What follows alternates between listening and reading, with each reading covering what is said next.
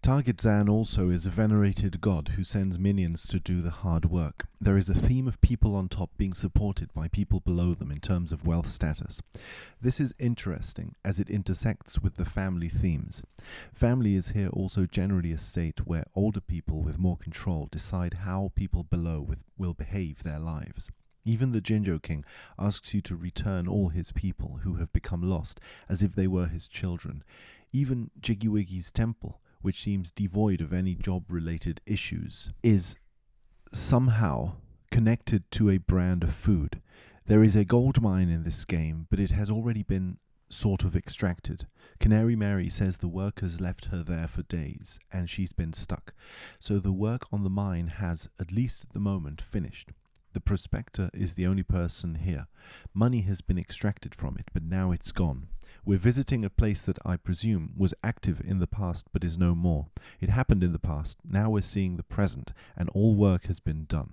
The workers have done something and it's done. It has happened. The mine has been dug. We're seeing the result of a lot of past labour. We're seeing something that was active in the past in a way it isn't now, the game is telling us. For example, Witchy World used to be open and running, an active theme park, but has now closed down due to problems. It was presumably exploiting people, trying to get money out of them at the cost of their safety. We're seeing the present husk of what it used to be, the dead Witchy World instead of the living one.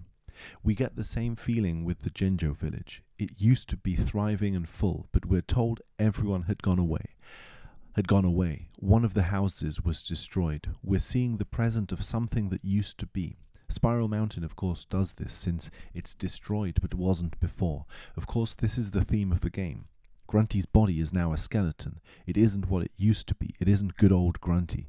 Bottles is not who he used to be either. We're seeing the shell of what he was, a dead body. The world does this in different ways, sort of showing that the theme of death is here also translated to structures and locations, to groups of people doing things together, building big projects for others. The society itself, its material structure, the buildings, etc., sort of crumble in time. They used to be something, but now they're different. Also, they're built in time. The children in this game have been born into houses, structures, communities that were built before them. Time, then, is something that passes not just in an abstract way, like the time of Banjo Kazooie, which exhibits a sort of eternality to it, like Click Clock Wood, which shows that time just flows again and again, round one season to another, without leaving a lot of visible aftermath. In Banjo-Kazooie, creatures are mostly living on their own, or with a very small group of people, like Nabnut the squirrel. There are separate houses here and there, built as if to form a community, but one that could just disappear at any moment without leaving behind a trace. It's about survival in some way, just individuals living.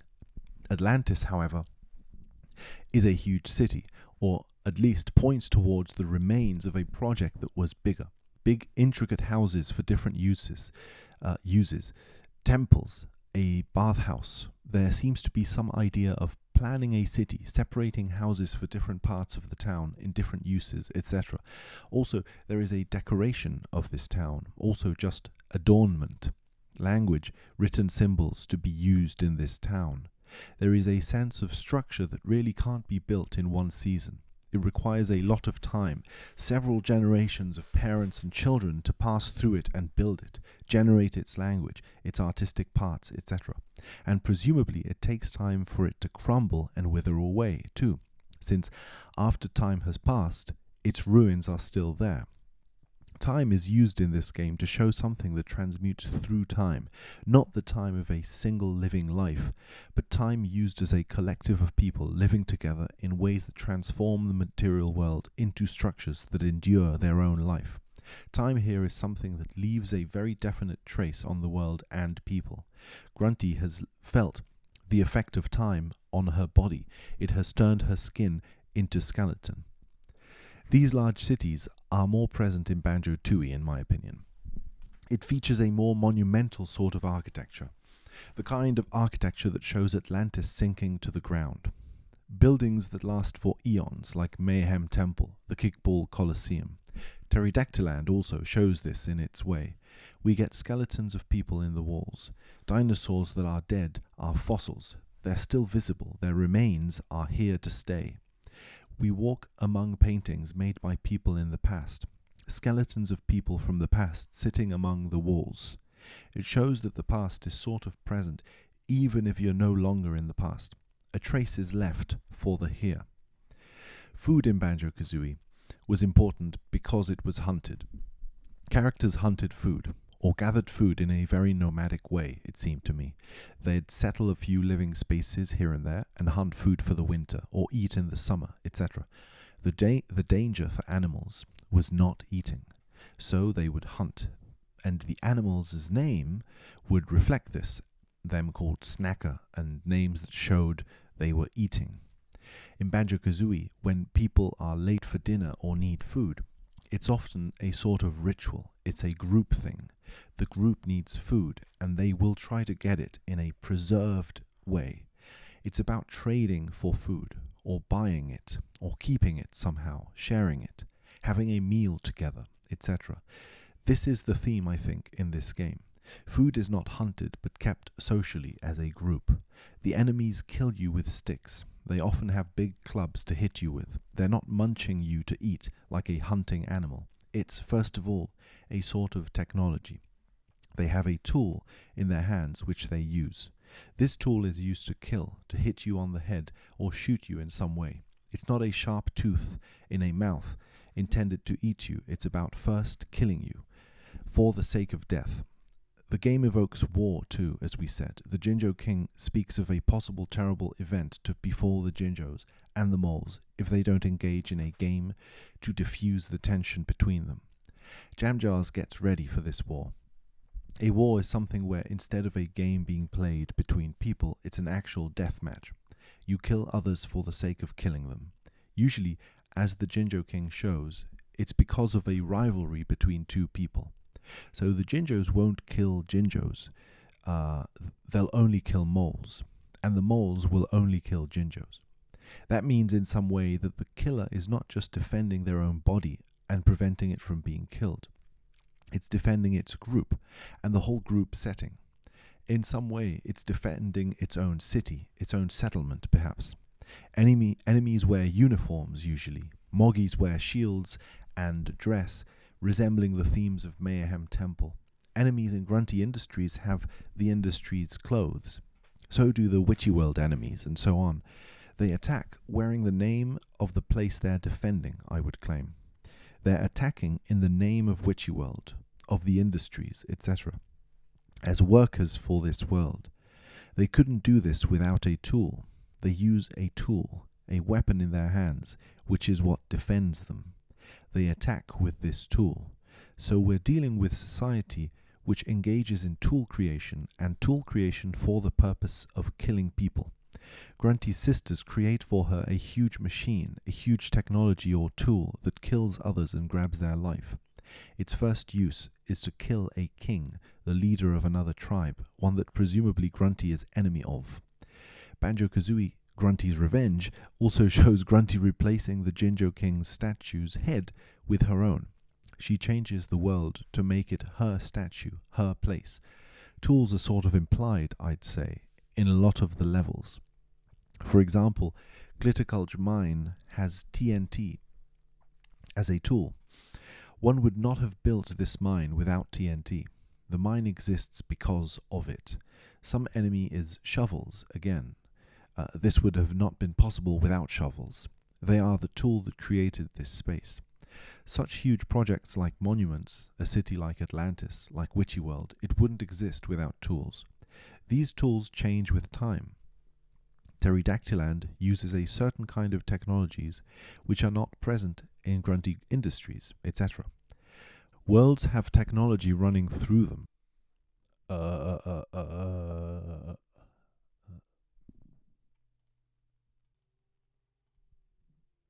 Like rails and carts, or electricity in the attractions of Witchy World, with their generator. Kitchen appliances in Jolly's Tavern, the jukebox. Grunty's Big Ray is a technology that is shown to be more complex than her technology in Banjo-Kazooie.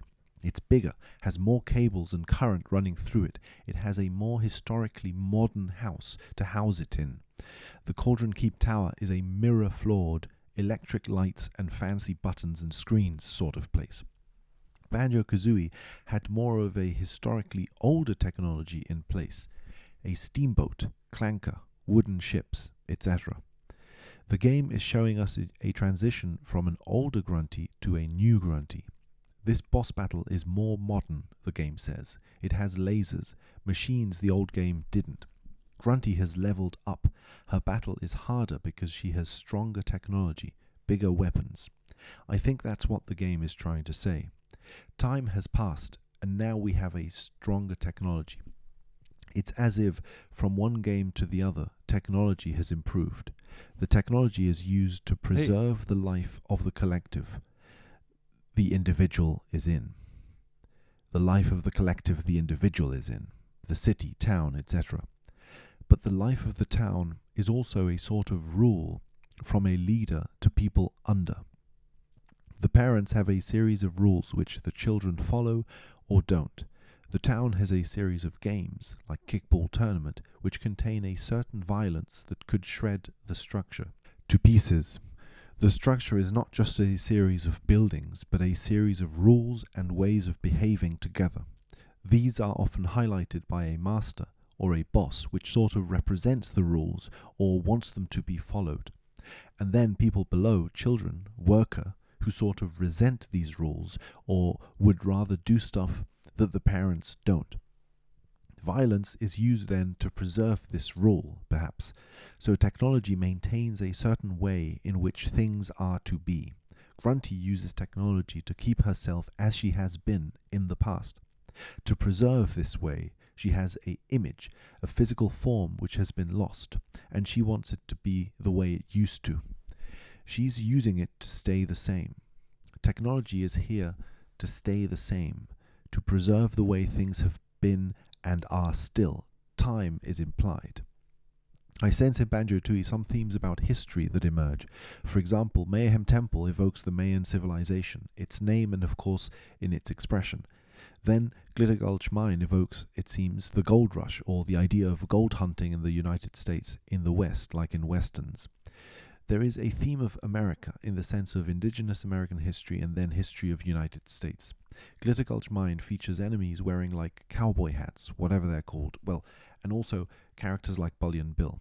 The interiors of these buildings also evoke the sort of interiors one would see in cowboy movies, which is sort of what I want to say here, that this seems like North American history but tinged through the lens of cinema. A clearer example of this might be Crazy Castle Stockade in Witchy World. It's more clearly a stock world, like a paper world used for a set, and also evokes westerns. Hailfire Peaks evokes Mesoamerican ball game in its kickball tournament, so it also evokes American history. An argument could be made that Jolly Roger's Lagoon, in its evocation of a pirate lagoon, with Captain Blubber and Black Eye on it, is based on the golden age of piracy, which seems to have taken place mostly around the seas of America.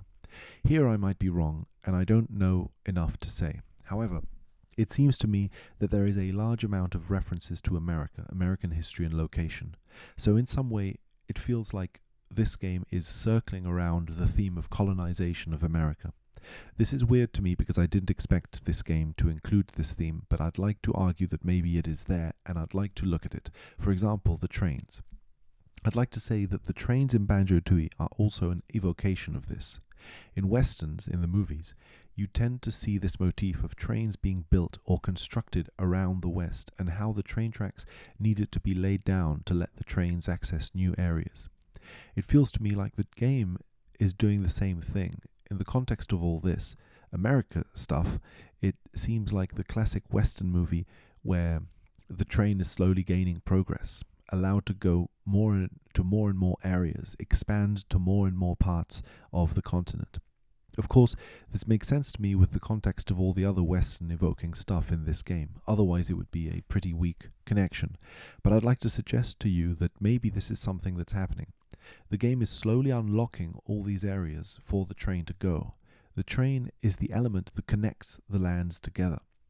Without the train, you can't travel to and fro the lands. So it feels like you're expanding, gaining more access to the land, the same way the history of railroads in westerns is shown, as if the train is the element that slowly allows a control of the land. This is an old train too, a steam engine requiring coal to run, so it fits with that time period, with the very invention of trains probably, and how the invention of the steam engine affected the land and how it connected it. I don't know enough about this, and sorry that I keep saying that, but it's just that there are a lot of themes. This is a basic brushstroke.